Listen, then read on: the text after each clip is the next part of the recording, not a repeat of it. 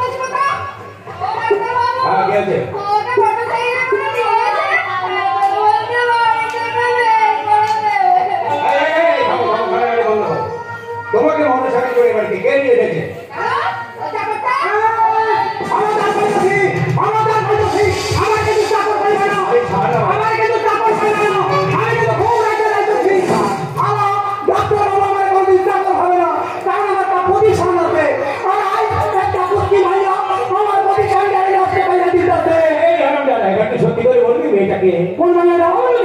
এই মেয়েটা দাঁড়িয়ে আছে সামনে, এই মেয়েটা। আচ্ছা তুই জানি ও বাজারে পোকা ডিম করে। হ্যাঁ কি করে? ও বাজারে পোকা ডিম বিক্রি করে। তাই বাজারের লোকজন ওরা খুব মজা ছিল।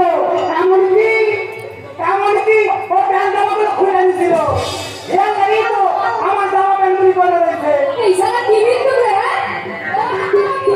না আমি বাজারে সব কিছু দিন ফেলছি না।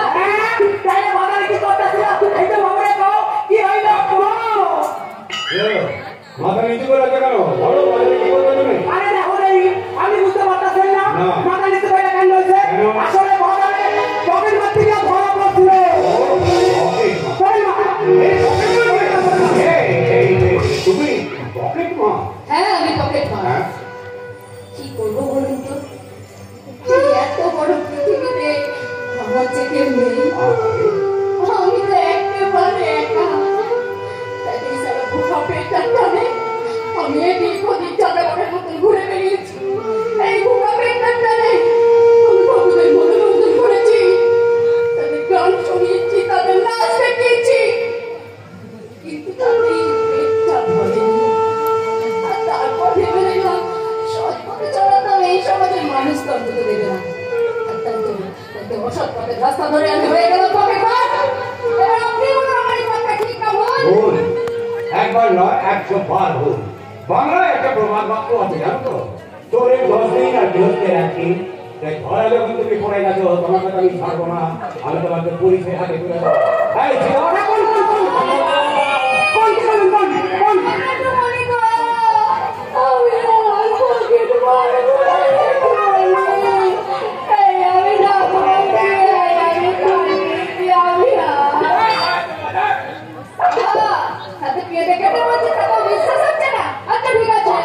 বিশ্বাস করতে হবে না, আমি চলে যাচ্ছি। জাগিয়া কপি আইতে রে।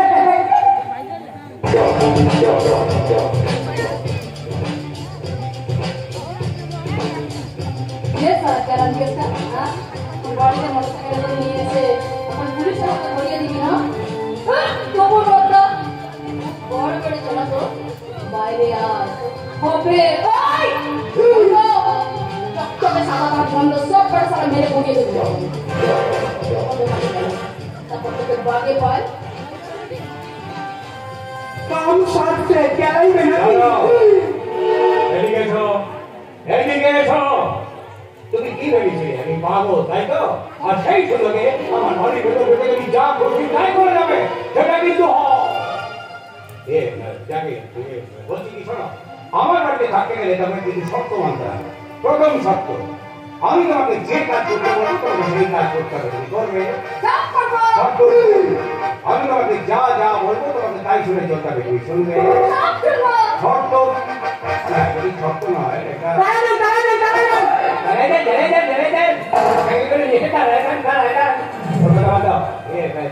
শোনো বলছি কি, তাহলে তুমি আমার বাড়ি থেকে যেতেই পারো।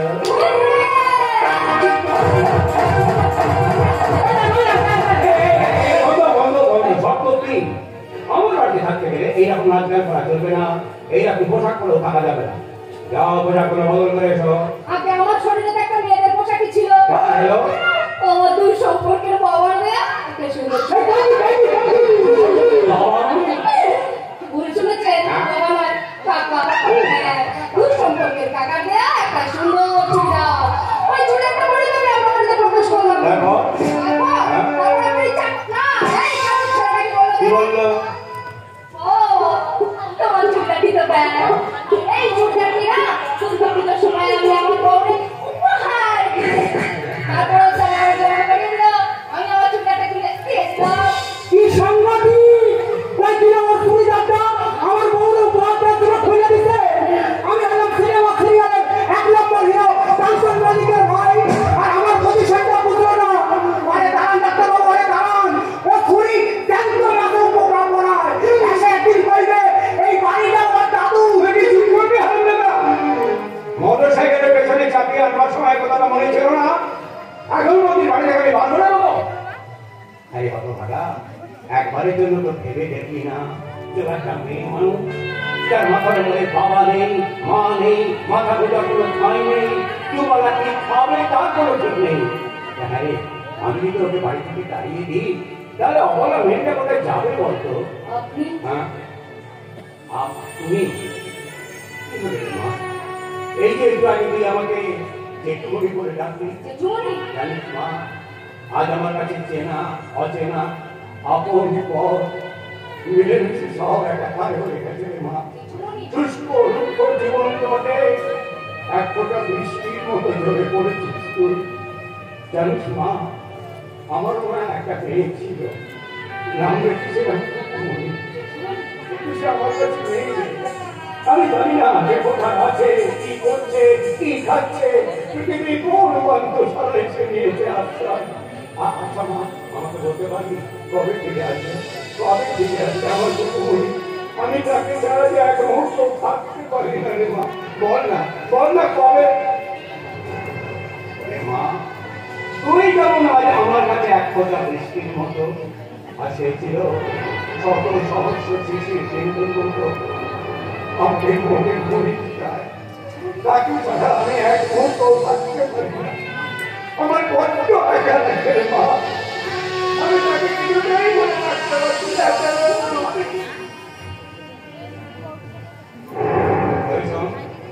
আমার বাড়ি যখন তুই এসে গেছিস, আমি যখন তোকে আশ্রয় দিয়েছি, তখন তুই বাড়িতে থাক। তাই বলে কুকুমনির জায়গাটা কোনোদিন চাইবি না। কুকুমনিকে বলেছে আমি তোকে ভালোবাসতে পারবো না। আমি কুকুমনিকে বলতে পারবো না। কুকুমনিকে বলেছে আমি পারবো না।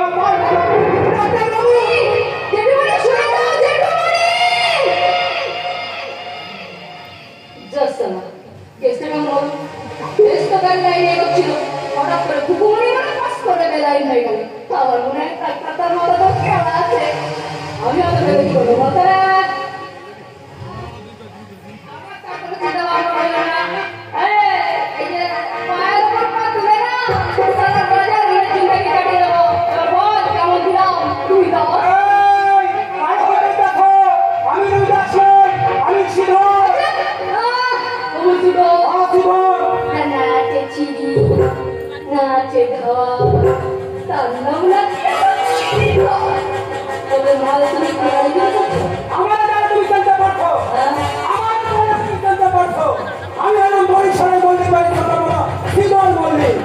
আমার একটা প্রতিষ্ঠান আছে, তাই যতই তুমি ডাক্তার বাবুরে ওদের বাদুল দিয়া এই বাড়িতে গোল হয়ে থাকার চেষ্টা করো না কেন, কুকুরের ল্যাপ যেমন সোজা হয় না, তুমিও সোজা হইবা না। কারণ তুমি চলো ডালে ডালে আর আমি চলি পাতায় পাতায়। এইবার ব্যাখ্যান ফেরত দাও দেখি। ডাক্তার বাবুর বাড়ি রে।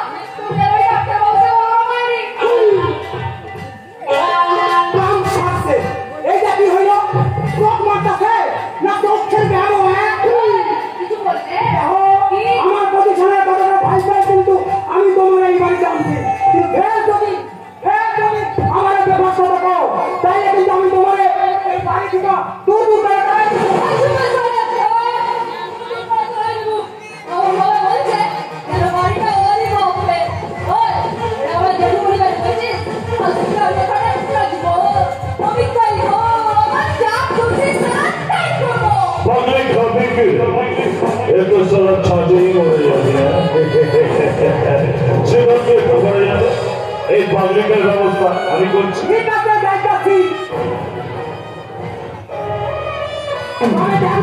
বাবু মাইয়াটা কিন্তু খুব ডেঞ্জারাস। এসে আপনারা কেন কামড়াইয়া না দেয়। পাবলিক হবে গেলে এ তো সবার ছাঁচেই মরে যাবে।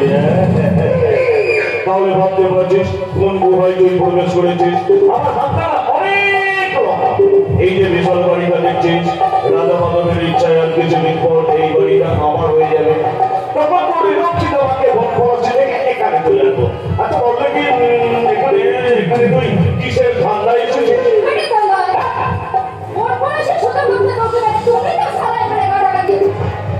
আমাকে আমার মাকে পুলিশে ধরে নিয়ে গেল। আমি কোনো রকমের পুলিশে জিপ থেকে পালিয়ে আসলাম। তারপরে নিবদিন চলতে চলতে আর এই সারা পেটটার জন্য পকেট মারি আরম্ভ করলাম। সোনার বন্ধন কপাল আমার বলি হারি ধরা পড়ে গেলাম। আমি তাদের চলবে হতে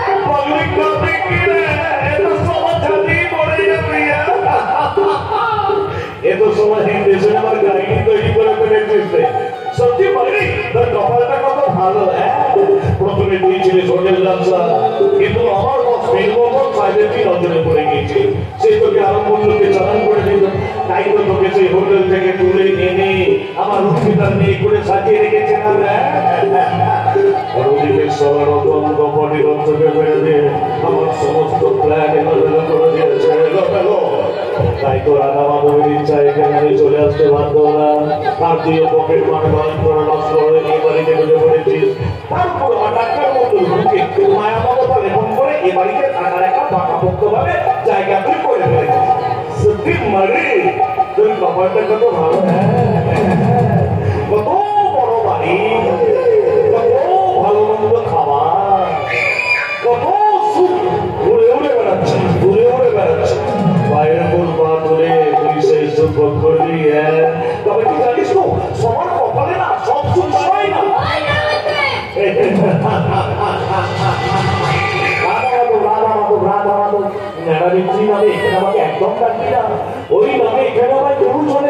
সবাই জানে আমি হলাম সেই গরিব পরম ভক্ত দয়ার অবতার নারায়ণ।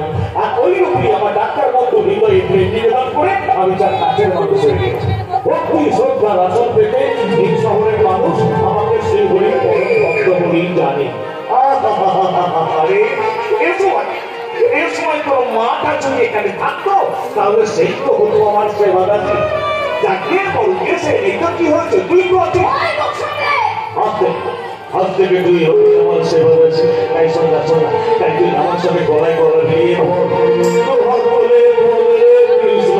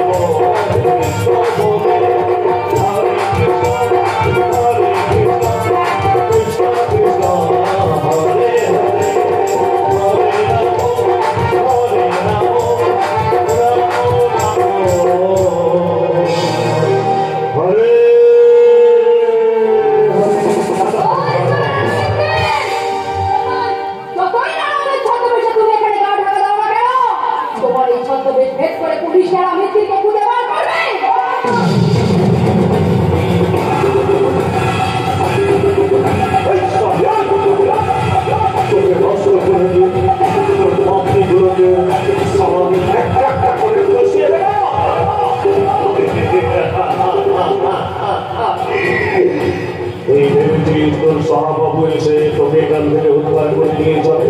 আরে না, সেটা কিছুতেই সম্ভব নয়। কারণ কোন পলাশের মাটিতে আমি ন্যাড়ামিত্রীকে পুঁতে দিয়ে এসেছি। রতনকে মেরে ন্যাড়ামিত্রীর সমুদ্র স্মৃতিচিহ্ন আমি মুছে দিয়েছি। তাই তো পুলিশ আমার কোনো নাগাল পাবে না। তাই তো সর্বোচ্চ সমস্ত প্রপাখিটাকে বেঁচে গিয়ে আমি চলে যাবো সবার অনেক নাট্রি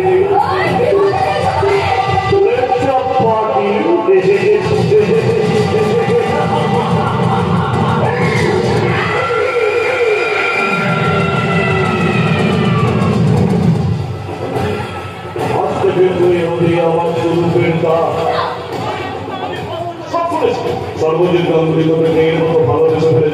সেই ভালোবাসার সুযোগ নিয়ে আমার দেয়া পাগল করা ট্যাবলেটগুলোকে সর্বদিন গান্ধীকে খাওয়াতে হবে।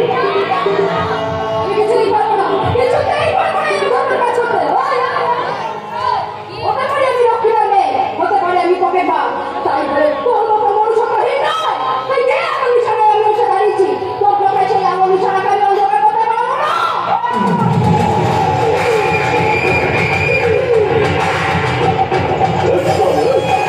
এটা সবার বলার বলি দিচ্ছে আরো অন্ধকার সে কিন্তু একাকার হয়ে যাবে। আমি সব অন্ধকারের অদৃশ্য, আমার দুনিয়ায় কোনো আলো নেই, আছে শুধু অন্ধকার। তাই তখন পরিবারের সমস্ত আলো নিভিয়ে দিয়ে এই পরিবারের শ্মশানের নিস্তব্ধতা বেচা ঢাকার কালো রাত্রি আর তুই ভাবি সেই কাজের হাতিয়ার।